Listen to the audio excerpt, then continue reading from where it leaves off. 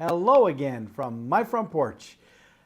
I am in, not so sunny Cincinnati, Ohio, and I'm staying here at this Drury Inn in Sharonville, actually, outside of Cincinnati, because it's close to where the offices are that I'm visiting here for work.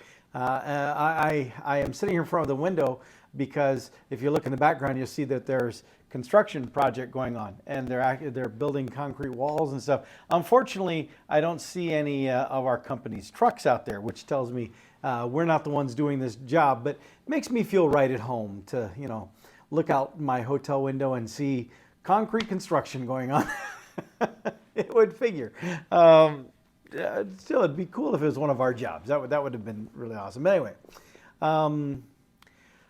you may be noticing also that I might look and sound just a smidge tired. That's because I am. And tonight is going to be a very early night for Paul, sleeping in a nice comfy bed. And I say it that way because last night I did not get to sleep in a nice comfy bed. In fact, last night I didn't really sleep much at all. And so let me regale you with the story of my travel adventure this time. I simply flying from Des Moines to Cincinnati, Ohio. That's I've done it more than once. I've done it many times. And unfortunately, Des Moines is one of those places that I jokingly say, you can't get there from here. And what I mean by that is, you're flying somewhere, unless you're traveling to one of the hubs, like Denver or, Dallas or Atlanta, or something like that. The odds of getting a direct flight somewhere from Des Moines, pretty slim. You generally have to connect through somewhere, and such was the case with my going to Cincinnati. I had to fly through Charlotte, North Carolina. Now, those of you who know your geography know that that's, okay, go from Des Moines, Iowa, and instead of go over to over to Cincinnati, I was from Des Moines, Iowa, go all the way down to Charlotte, North Carolina, so I go all the way back up to Cincinnati. I know that there's rationale to this. I know that there's got to be logic to this, but to me, I'm like, the airline just burned up a whole lot more fuel to get me to do that than if I just had been able to fly straight through. But it's a matter of equipment and personnel. Airlines are suffering the same issue as nearly every other business of not being able to find workers to do stuff. And so that impacts flight schedules and things. Case in point, that also played a part in my adventure yesterday.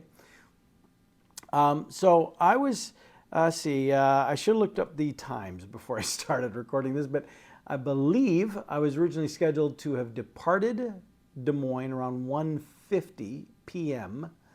and that by the time I completed my layover, I had a 3.5 hour scheduled layover in Charlotte, North Carolina, because I don't do short layovers. That's always dangerous. I won't do less than an hour, and if I am booking a flight and it says it's a 2.5, even now in this case 3.5 hour layover, in Charlotte especially, I've had more problems with it than in Chicago.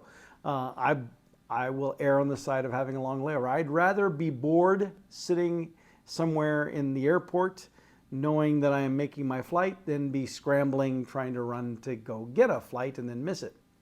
That was my theory. But Mother Nature conspired with this whole issue about staffing with the airlines and really screwed up my day yesterday.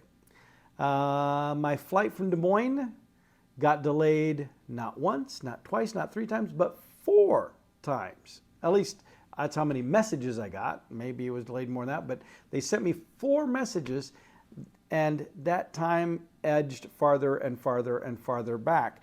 And I watched that 3.5 hour layover get shrunk way, way, way, way, way down to the point that when I when the plane finally did arrive, because it was coming from Charlotte, and they were having weather issues in Charlotte, legitimate weather issues, tornado reports and all kinds of stuff. And so my plane wasn't the only one impacted by this. Lots of other planes, lots of people had their plans changed because of this. But anyway, so the plane finally arrives in Des Moines.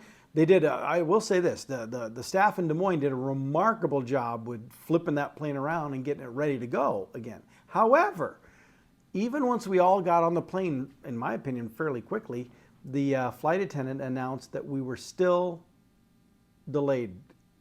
No explanation as to why, but we were still delayed. And so we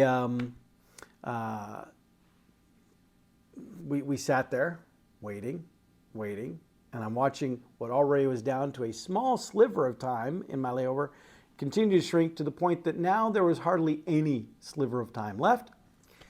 And so I said, well, here's hoping. Maybe in the air we'll make up time, because sometimes that happens. And I looked on the app for American Airlines was my airline, and I saw that I was coming in on gate E26, and my flight to Cincinnati was departing from gate E23. Ooh, they sound very close. So I pulled up the map of the Charlotte airport, and I discovered they were nearly directly across from each other. I'm not even joking, and I ultimately did this. When I walked out the jetway from the flight that I was arriving on, walk out the door, straight across the hallway, and with just a little bit of an angle to the right, and I was at the desk to my departing flight. That's how close these two flights were. And so I'm like, okay, with that, knowing that, all I need is a couple of minutes, and I can make this work. Because I was sitting first class, first row on the aisle. I didn't have any checked bags, nothing to wait for on the jetway. I could grab my bags, bolt out that door, up the jetway, and across, and boom, beyond my plane, and everything back on time, thanking my lucky stars that I had booked a 3.5-hour layover. However, that didn't work out quite that way. Because the Charlotte airport was designed really, really weird. And well, first of all, the pilot, I don't know if he could and just didn't, or if weather prevent, but he didn't really make up any time in the air. He didn't really push the pedal to the metal, because we didn't do a holding pattern at the airport for very long before we went in. So it wasn't the air traffic controllers that slowed us down. But when we landed, the flight attendant pointed out to us that the Charlotte airport has a very long taxi, and it does. In fact, for a while, I felt like they were driving me halfway to Cincinnati, because, Chicago, I'm used to that, but at Chicago it even felt faster. Here's the kicker: where you come in, you're nowhere near where my flight. Your whole is like the C terminal, not even at the E's. But so the airplane is driving all around. We literally drove by my gate. I saw E23, the plane sitting right there, but we had to drive around to all the way around the end of the terminal to a gate on the other side. We finally get pulled in, and I'm sure she's a sweet lady, so I hate ragging on her, but I got to throw her under the bus here.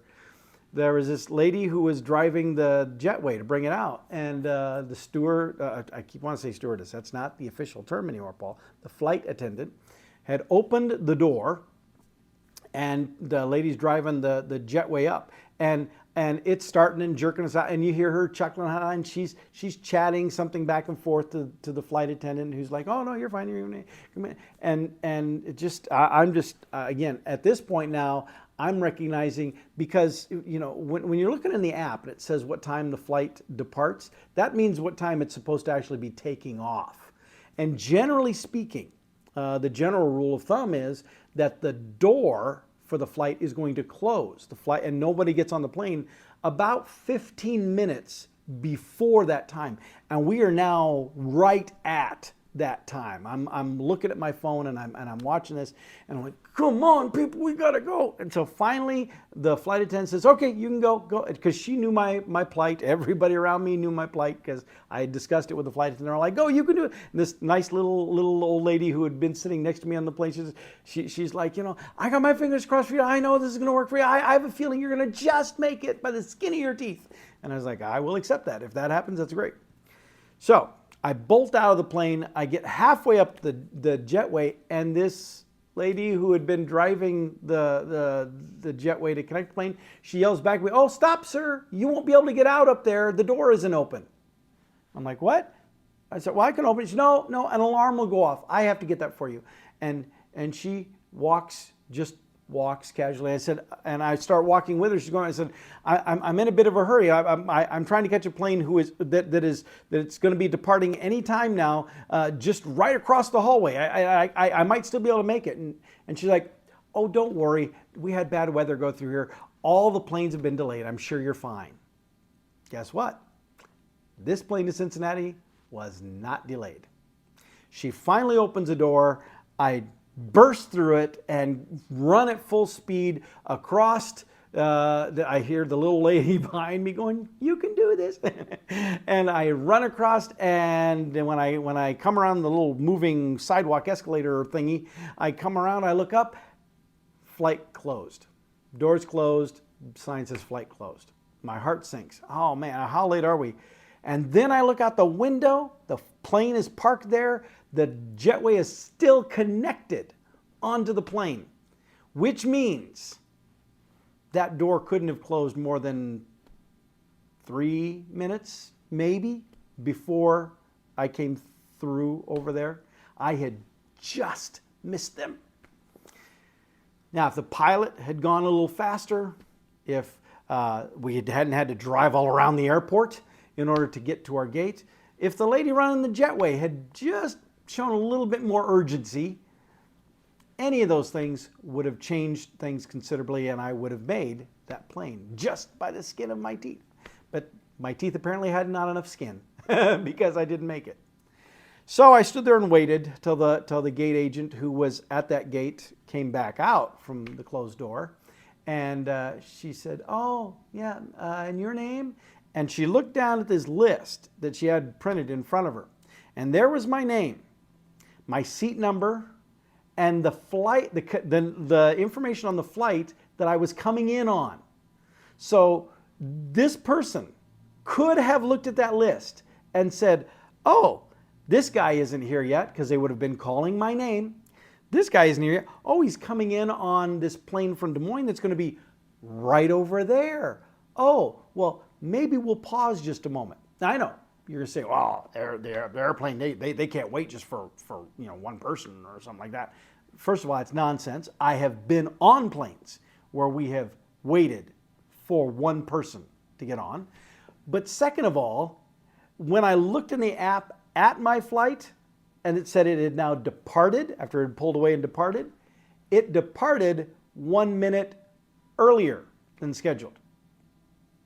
So there would have been absolutely no problem with them waiting an extra minute or two or even 3 for this guy to come from the gate literally across. There were probably some other people that missed planes that day because of similar kinds of stuff. But when you have a situation like that, wouldn't you think an airline would say, well, we do want to try to get as many people to make their connections as we can? Apparently not. So I waited there. The lady comes back out from there, and she says, okay, what seat were you? We have this whole conversation, and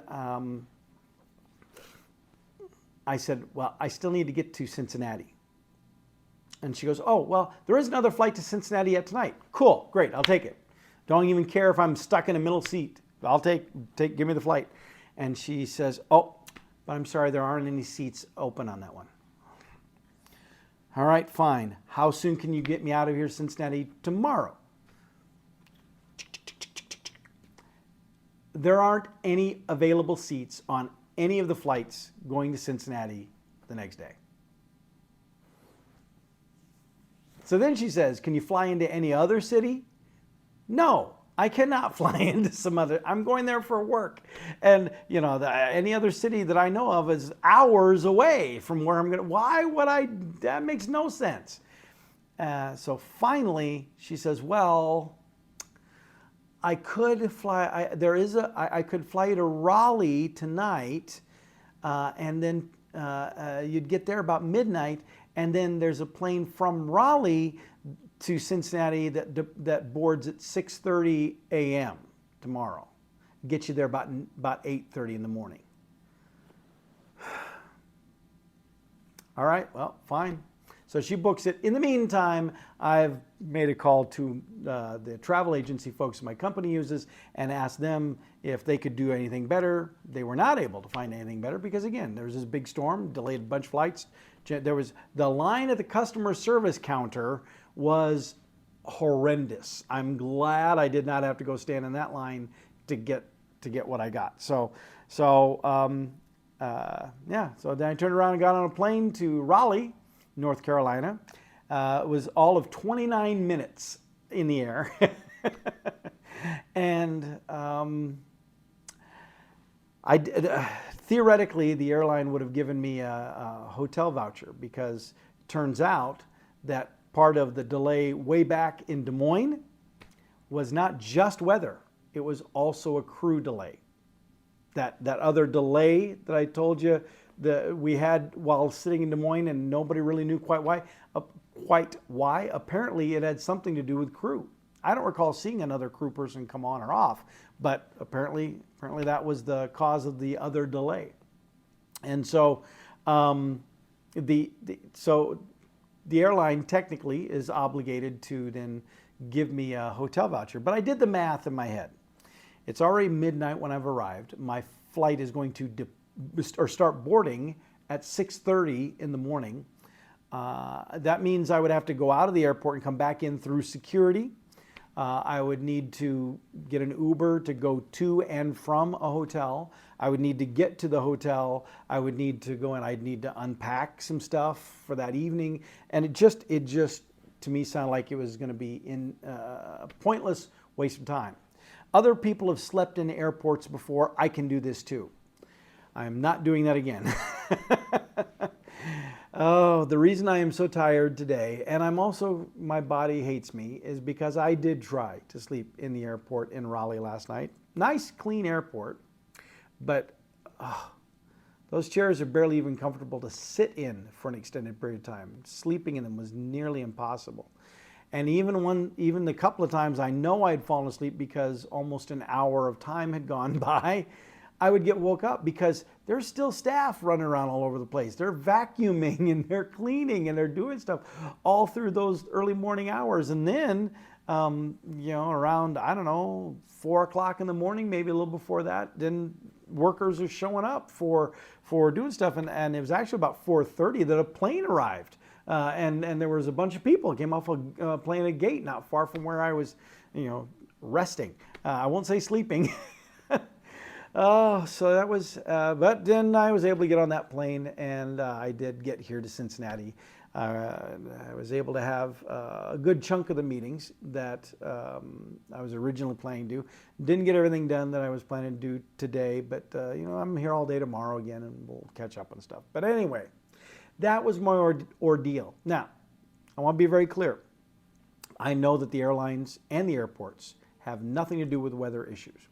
I've made my comments before about I think it's stupid that the airlines put so many eggs in one basket of these major hubs because this is what happens. You have some bad weather, go through that hub, and it's this massive domino effect. But in this particular case, I do have to take some issue with the lady who ran the jetway and the pilot as well. Because now granted, I'm not a pilot, so maybe I'm out of line by assuming he could have made, but a lot of other planes that I've been on, we land, in fact, the one that I came in here this morning from Raleigh, they arrived 15 minutes early. Why couldn't my plane into Charlotte arrive 15 minutes early? Why? Now, I do believe everything happens for a reason. So I don't know what the reason is in this case, unless it's to give me an example of how bad customer service can mess up your day and make you all achy and tired. In which case, okay, yeah, I get that one. Otherwise, I don't know what it would have been. Just some really, really bad luck on my part, I guess. I don't know. But anyway, so I'm just sharing this with you just because, you know, misery loves company. When I travel, I do bring my swimming trunks with me. I rarely ever get to use them. Just doesn't work out. And last time I was here, actually in this hotel, the whole pool area and stuff was all under construction. You couldn't even use it if I'd wanted to. But now it's open and it's working. Tonight is definitely a hot tub night. No doubt about it. It is definitely going to be a hot tub night. And so, yeah, I'm gonna get ready and go do that. I'm gonna take a leave, and I am going to collapse. I am going to sleep sound on an actual bed where my body actually can be stretched out, and I'm going to try to make up for some of the lost sleep that I definitely can feel that I am missing out on. Got another nice big busy day tomorrow with lots of work stuff here, and so I want to be a little fresher than I was today. I felt like a bit of a zombie. All right, well, from not so sunny Cincinnati in front of a concrete construction job site that isn't ours. Oh, from a show host who is about as exhausted as he can ever remember feeling in his life, not just physically but mentally. My brain is tired, so tired. I will see y'all next time from my front porch.